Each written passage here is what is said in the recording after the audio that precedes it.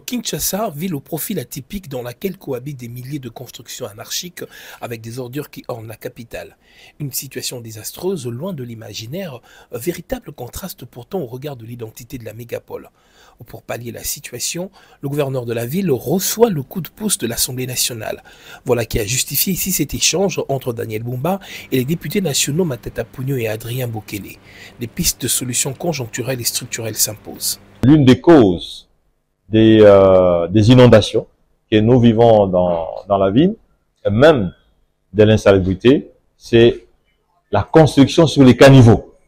Les caniveaux sont bouchés à cause des constructions au-dessus de ces caniveaux.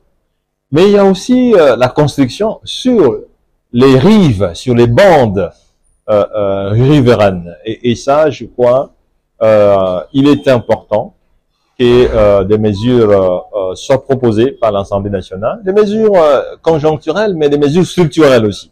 Actualité oblige, l'épineuse question de la circulation routière était également sur la table des discussions. De mal en pis, la situation actuelle pourrait s'aggraver. Des mesures conjoncturelles, mais des mesures structurelles aussi, pour résoudre ces problèmes. Enfin, c'est les problèmes d'embouteillage, comme vous le savez.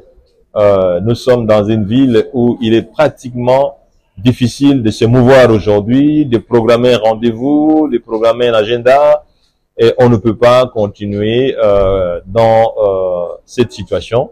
À l'issue de cette rencontre, les deux parlementaires ont appelé à la prise des mesures fortes pour résoudre le problème de l'insalubrité, ainsi qu'une forte répression contre les constructions anarchiques à la base des inondations, avec en conséquence mort d'homme.